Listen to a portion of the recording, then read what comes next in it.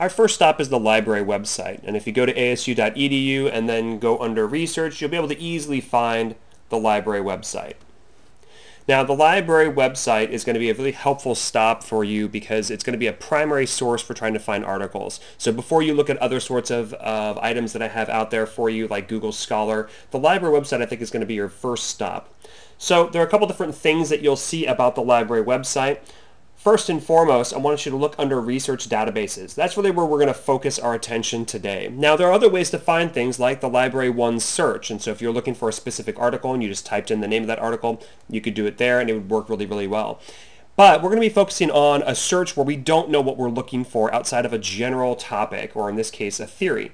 And so we're going to take research databases first, because what we're looking for is communication and mass media complete. Now, there are a couple ways to get there. If you go to this drop-down menu, you'll see communications. Of course, the S on the end there is kind of an annoyance.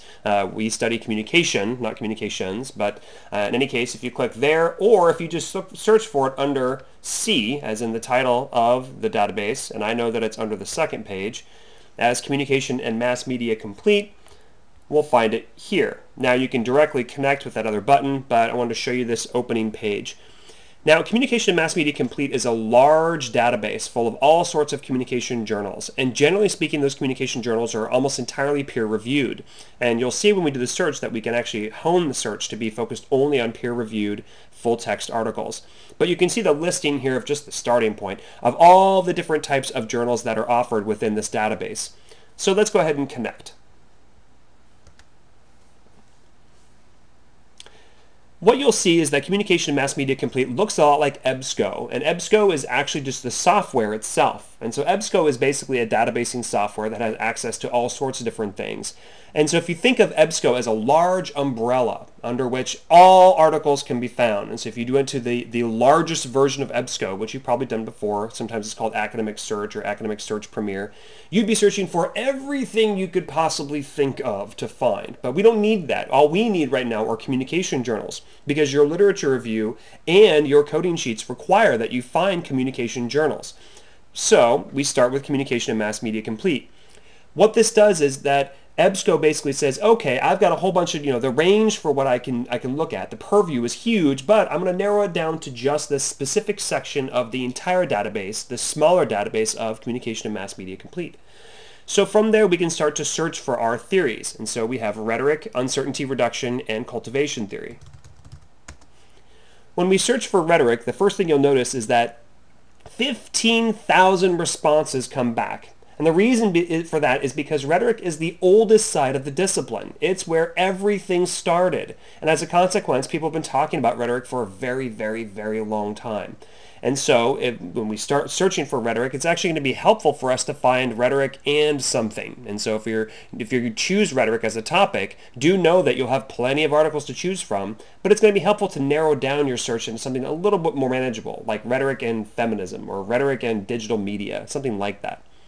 And as you can see here, a couple different options that we have. The first thing we're going to do is look for full text articles, because we want that, and scholarly or peer-reviewed articles.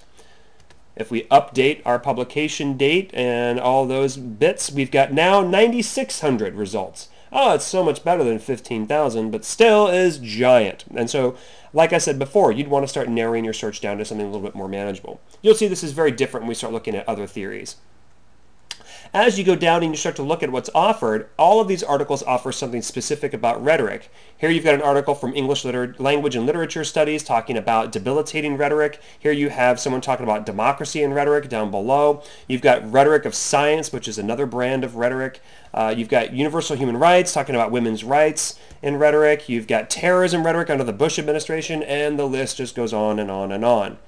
So, depending on what you're specifically looking for, you could start the search here to find rhetoric, and then maybe just, look around for a while and figure out what your topic is going to be. But let's look at some other theories. So let's look at uncertainty reduction theory. Uncertainty reduction is going to have a lot less options here, primarily because the theory is just a lot newer than rhetoric is. Certainly it was discovered back in the 70s, and so this is not something that is going to have as many research topics conducted about it. So as we look here, we've got 40 results, and these are 40 results that have already been refined for having full text and scholarly peer-reviewed journals. If we open up the results to be even more than that, to not have full text and scholarly journals, we may find more. We just may have to go elsewhere to actually find that full text. Or we have to make sure that it is scholarly or peer-reviewed. That's an important step. So as you look here, you can see that the articles that are available for uncertainty reduction are a lot different. And so here's one from China Media Report Overseas looking at online disclosure and uncertainty reduction on Facebook. Here's one looking at online surrogacy ads. If we go down even further, we can look at all sorts of other things. Here is parsing the mechanisms that increase relational intimacy. That sounds fascinating. Here is uncertainty reduction information valence. And so if we go down, there's all sorts of things that we can find. Here's Business Communication Quarterly and so forth. So when we start to look at these particular articles, the next step is to figure out, well, does this fit for either my literature review or my coding sheet? So if we go to the very top, we can click on either the abstract to get a sense of things, and this will give us, again, the abstract, and then we can also look at the full text. One of the things we're going to look for in the full text is to make sure that this is indeed a study. And so if it's not a study, this one, by the way, is in English as well. Go down. And so if we look to see if it's in full text, oh, actually, you know what? This one's not going to be in English. Let's go back a little bit. Then we can look up to make sure that we can actually look at a particular study to have results and findings, because that's what we're wanting to do. Theory pieces aren't going to work. So if we look at this particular study, Qualitative Research Reports in Communication, it talks about how it's analyzed some specific ads, looks like surrogacy ads. One of the things that I'm looking for in this abstract is something like this, our findings. This shows me that this is an actual study, and that's going to be important because your coding sheets and your literature review are going to be looking for actual studies, not theory pieces where there's no results and findings, not a dissertation, not some sort of just commentary, but an actual study.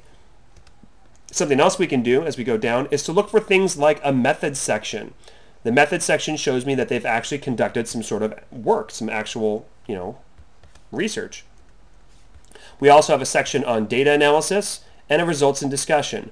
This shows me that this particular piece is indeed a research study and would fit for the sort of assignment that you've got in your coding sheets or your literature review.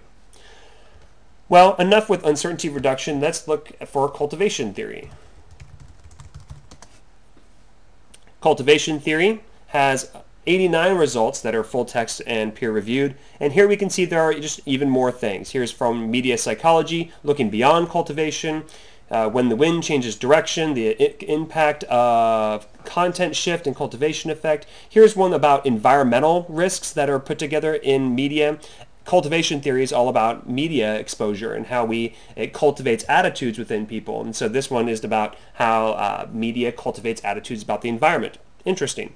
So here we have lots of different articles we could choose from. We'd need 6 to write our literature review, and we'd move on from there. So on the whole, this is what the Communication and Mass Media Complete database has to offer. It's a great resource for the sorts of work that you're going to be doing through your literature review. But there are other ways of finding articles, and you'll see that with Google Scholar.